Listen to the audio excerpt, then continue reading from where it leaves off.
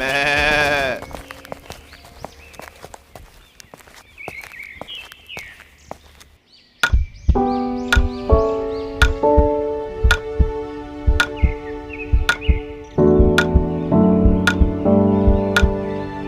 एक राज्य में गरीब किसान था जिसका नाम मदन था। वो खेतों में काम कर रहा होता है और तभी वहां उस खेत का मालिक आ जाता है और कहता है, अरे अरे अरे, अभी तक इतना ही काम किया है। अरे कितना मर मर के हाथ चलाता है तू। अरे हाथ जल्दी जल्दी चला, ऐसा करेगा तो मेरे घर की रोजी रोटी कैसे चलेगी। जल्दी जल्दी कर। क्षमा करे मालिक, मैं सुबह से काम कर रहा हूँ।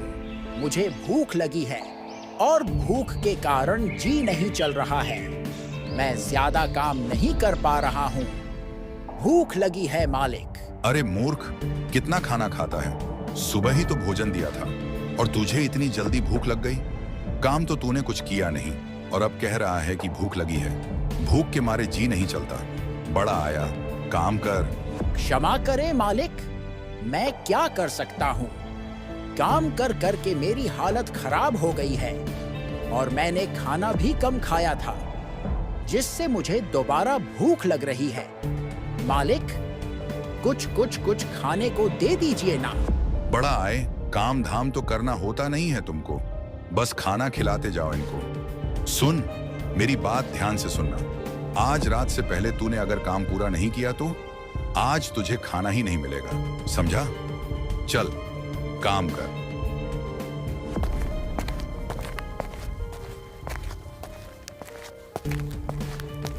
मदन उदास होकर खेत में काम करने लगता है।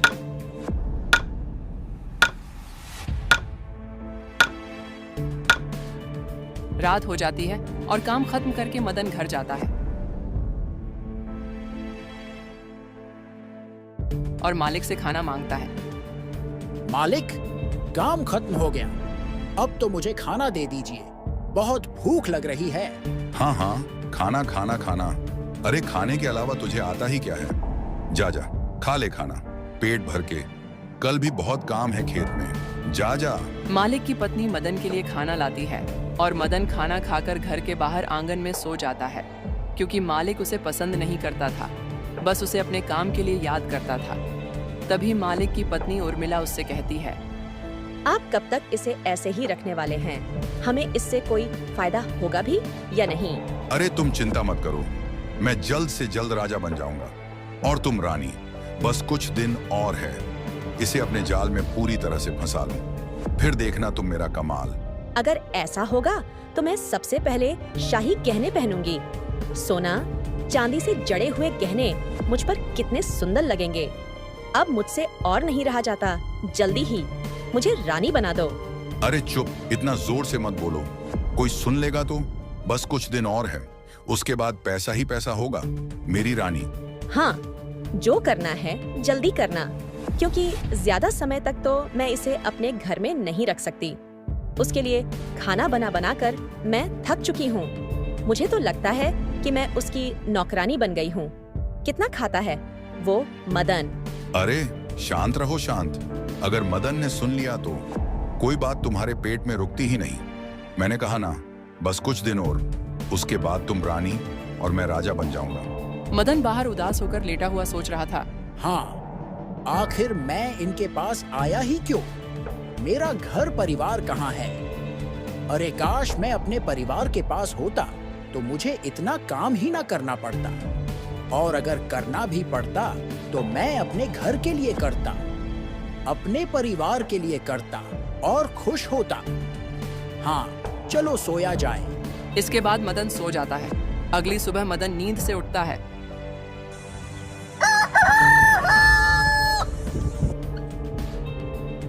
अरे मदन, सुबह हो गई है, उठ जल्दी। खेतों में बहुत काम है। कब तक ऐसे ही घोड़े बेचकर सोता रहेगा? मदन उठता है और बोलता है, इतनी जल्दी सुबह हो गई और मालिक कहाँ है? वो बाजार गए हैं, जल्दी ही आ जाएंगे। तू जाकर खेतों में काम कर, जा जल्दी। जी मालकिन, मैं अभी जाता हूँ।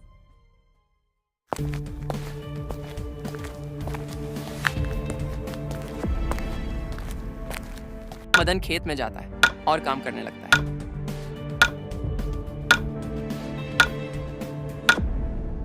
अरे सुबह सुबह बिना कुछ खाए काम करना कितना कठिन है। अरे क्या मेरी जिंदगी ऐसे ही कटेगी? अरे मुझे नहीं चाहिए ऐसा जीवन, क्या करूं? वह मन में बात करते हुए उसे एक अजीब हिरण दिखाई देता है, जिसे देखकर मदन हैरान हो जाता है, क्योंकि ऐसा हिरण उसने आज तक जीवन में कभी नहीं देखा था। अरे वो क्या है?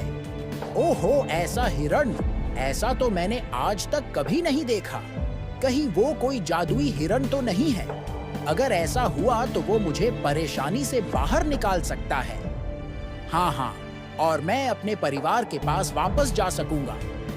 हाँ, चलो मैं चलता हूँ उसके पास। ऐसा कहकर मदन हिरण के पीछे जाता है और घने जंगल में पहुंच जाता है। अरे वो हिरण कहाँ गया? अभी तो यहीं देखा था मैंने उसे। ओफो, कहाँ गया? अब तो मैं जंगल के ज्यादा अंदर भी आ गया हूँ। अब वापस कैसे जाऊंगा? रे, मुझे तो कुछ समझ ही नहीं आ रहा। अगर मैं घर जल्दी नहीं पहुंचा तो मालिक आज मुझे बहुत डांटेंगे। जैसे ही मदन जंगल के बाहर निकलता है और वो घर पहुंचता है, पर तब तक शाम हो चुकी होती है।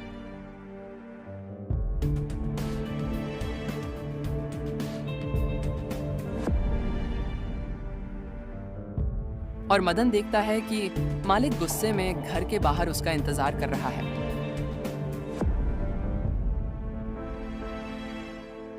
क्षमा कर दे मालिक, मैं जंगल में भटक गया था।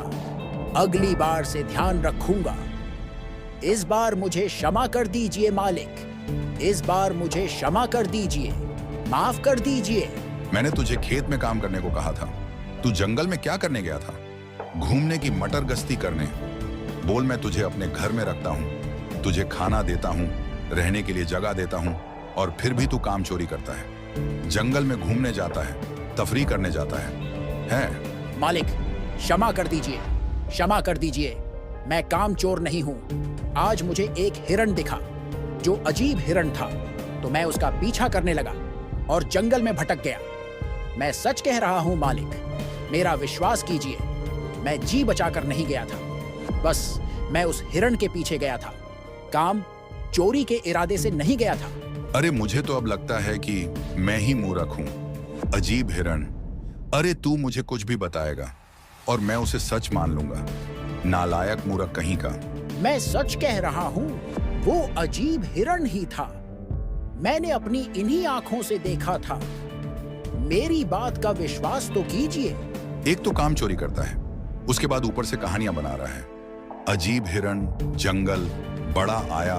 तुझे लगता है कि मैं तुझे छोड़ दूंगा। आज तुझे खाना नहीं मिलेगा और तभी तुझे पता चलेगा कि काम चोरी करने का अंजाम क्या होता है। बस इसके बाद मालिक दरवाजा बंद कर देता है और बेचारे मदन को भूखा ही सोना पड़ता है। हाँ, आज मुझे भूखा ही सोना पड़ेगा। अरे काश मेरा भी कोई परिवार होता जिसके साथ मैं भी खुश रहता। मुझे इस प्रकार भूखा ना सोना पड़ता। अरे इतने दुख ना सहने पड़ते। कोई ताने ना मारता, कोई काम चोर ना कहता। ए प्रभु, मैंने ऐसा क्या किया था जिसकी मुझे ऐसी सजा मिल रही है?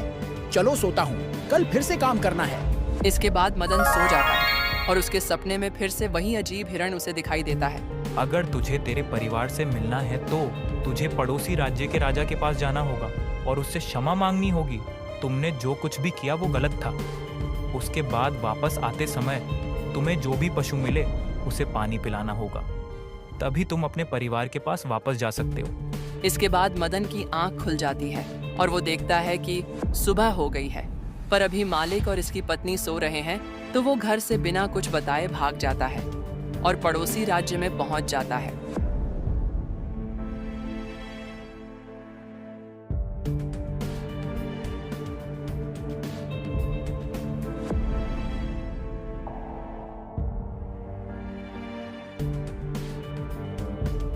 वहां जाकर वो राजा से मिलता है।